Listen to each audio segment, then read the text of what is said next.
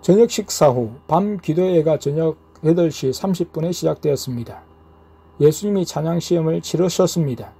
성령님과 함께 강단 의자에 앉아 계셨습니다. 가족들을 다 카펫을 놓은 아랫강단으로 나오라고 하셔서 한 명씩 찬양을 부르게 하셨습니다. 곡목은 무화과나무 잎이 마르고로 통일하셨습니다. 전주를 제대로 알아듣지 못하고 전주가 끝났다고 생각하고 부르다가 중도 탈락이 되었습니다. 목소리가 쉬어 잘 나오지도 않았습니다. 그 다음은 아내, 그 다음은 첫째, 그 다음은 둘째, 그 다음은 막내 순으로 한 곡을 계속 불렀습니다. 잘 부른 순서는 첫째, 아내, 막내, 둘째, 나였습니다. 지금까지 내가 나름대로 찬양을 은혜롭게 부른다고 착각해 온 것이 드러나고 있었습니다. 다른 사람들이 찬양의 음정이나 박자가 틀린다거나 늦다고 말할 때는 한쪽 귀로 듣고 한쪽 귀로 흘렸습니다. 음정 박자가 꼭 안 맞아도 은혜롭게만 부르면 되지 생각했습니다. 그런데 아내를 비롯한 사람들의 지적이 틀린 게 아니구나.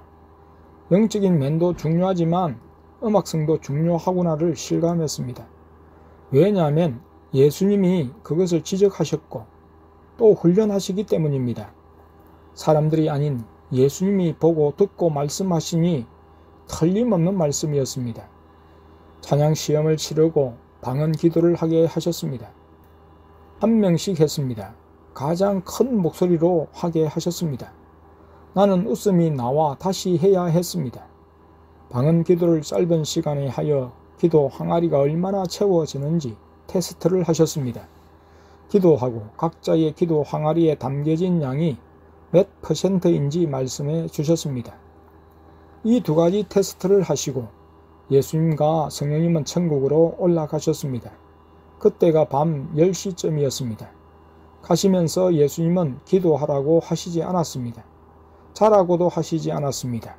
나와 아내는 기도의 필요성을 더욱 느끼며 기도해야 한다고 하며 기도에 돌입했습니다. 반주기에 있는 곡인 마지막 나래를 누르고 주여 삼창하고 방언으로 저마다 기도했습니다. 기도를 시작하자 예수님이 다시 내려오셨습니다. 내가 시험했지 기도 하나 안 하나 했는데 기도를 하군 하셨습니다. 예수님은 우리의 기도를 끝까지 지켜보셨습니다. 현재 우리가 가진 재정은 바닥을 드러내었습니다. 더 이상 찾을 돈이 없게 고갈되었습니다. 나는 예수님과 성령님이 계시기에 염려가 되지 않았습니다. 예수님이 염려하지 말라고 하셨기 때문이기도 합니다.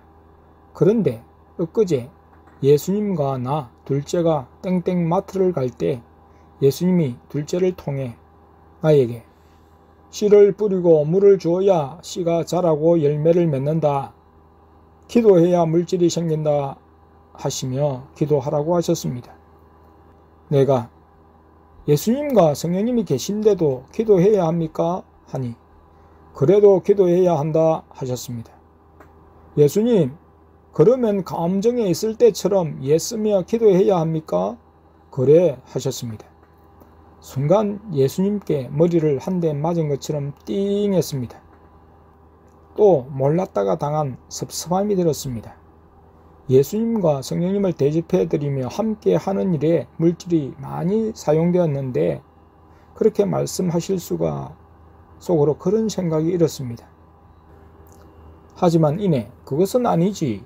실상은 우리가 맛있게 음식을 먹었고 우리가 즐거운 시간을 보냈지 않은가.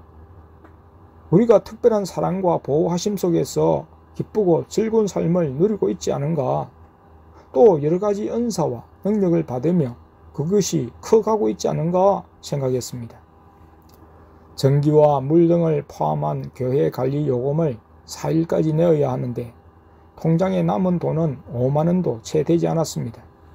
따로 적금으로 구분한 건축 헌금도 있지만 그것은 예수님이 쓰지 말라고 하셨습니다. 조금 있으면 돈을 보내줄 거야. 빨리 주면 조금이지만 좀 더 기다리면 많이 줄 거야 하셨습니다. 납부기한을 지났습니다. 우리는 예수님이 하신 말씀대로 기도는 하지만 물질 염려는 하지 않으려 했습니다. 이것은 믿음의 시험이었습니다. 예수님의 말씀에는 물질에 대한 관심보다 예수님을 더 사랑하고 붙잡는 믿음에 대한 시험이 들어 있었습니다. 이스라엘 백성들이 출애굽할 때 음식을 먹고 챙겨 떠났지만 얼마 가지 않아 광야에서 먹을 것이 다 떨어졌습니다. 하나님이 구원하실 때는 기뻐 춤을 추었지만 먹을 것이 떨어졌을 때는 애굽을 그리워하며 모세와 하나님을 원망했습니다. 그들이 애굽을 떠날 때는 먹을 것을 걱정하지 않았습니다. 전능의 하나님을 믿었고 애굽의 학대에서 벗어나는 것이 소원이었기 때문입니다. 그들은 하나님의 말씀과 인도를 따랐습니다. 하나님을 믿고 의식주 문제는 떠나는 일에 포함시키지 않았습니다. 불기둥과 구름기둥이 있는 광야이지만 먹을 것이 떨어지자 이스라엘 백성들은 인내하지 못하고 기도하는 대신 불평하고 원망하고 심지어는 종살이하던 애굽을 생각했습니다. 불기둥은 성령님의 나타나심과 보이심이었고 구름기둥은 예수님의 나타나심과 보이심이었습니다. 예수님께 구름기둥에 대해 여쭈니 빙그레 웃으시며 자신이셨다고 했기 때문입니다. 오늘 우리 가정과 교회에 예수님과 성령님이 계시고 함께 먹고 마시지만 돈이 바닥을 드러내었습니다. 이런 상황에서 구할 것을 감사함으로 아뢰는 믿음이 더욱 요청되었습니다. 이스라엘 백성들이 불평과 원망하는 태도로 먹을 것을 구하고 얻었지만 자신들에게 유익이 되지 못했습니다. 불평과 원망으로 영적인 생명과 축복을 가질 수는 없기 때문입니다. 오늘 우리는 이스라엘 백성이 범한 우를 범치 않으려 했습니다. 먹을 것이 없다고 사람들에게 떠벌리고 불신을 전념시켜서는 안 됩니다. 사람을 의지하지 않고 하나님께 사정을 아뢰면서 잠잠히 기다릴 때 지금까지 물질 때문에 굶은 적이 없었습니다. 아니, 자녀 교육과 생활에 빚지고 산 적이 없었습니다. 이것이 3년 6개월간의 감정생활에서 얻은 우리의 노하우였기에 교회들의 후원 없이도 교회 개척을 표명할 수 있었습니다. 지금도 삶을 지탱하는 중심이 되고 있습니다. 나는 예수님과 성령님이 드셔야 되니까 주시겠지 하는 생각도 있었습니다. 하지만 어제 예수님과 성령님은 그런 생각을 깨기라도 하듯이 천국 과일과 천국 스테이크를 가지고 오셔서 드셨습니다.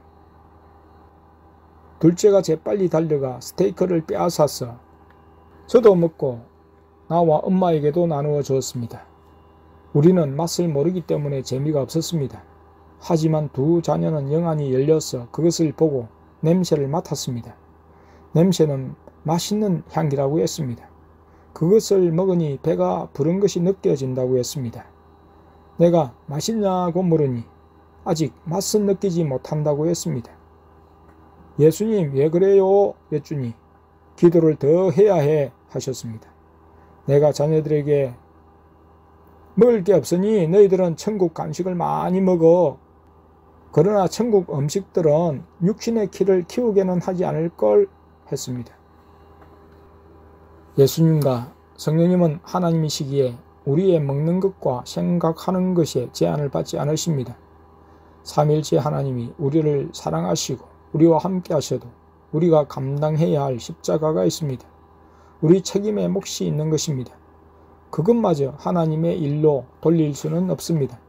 우리가 힘들고 어려워도 믿음으로 인내하며 나아가야 할 부분입니다. 하나님은 우리의 영적 유익을 위해서 우리를 시험하시고 때를 따라 인도해 가십니다. 무슨 일을 만나도 예수님만 의지하고 나아가는 흔들리지 않는 믿음이 중요합니다. 단순함이 복잡함을 이깁니다. 예수님을 믿고 의지하는 단순함만이 사람과 상황이 주는 복잡함을 이길 수 있는 능력이 됩니다. 이스라엘 백성에게 하늘의 신령한 만나로 광야 40년을 먹이셨듯이 우리 평생을 하나님이 주장하시고 책임져 주실 것을 믿습니다. 우리의 생명은 우리의 것이 아니라 하나님의 것입니다. 욥의 고백이 생각났습니다. 가로되 내가 모태에서 적신이 나와 싸운즉 또한 적신이 거리로 돌아가올지라. 주신 자도 여호와시요 취하신 자도 여호와시오니 여호와의 이름이 찬송을 받으실지니이다 하고 욥기 1장 21절.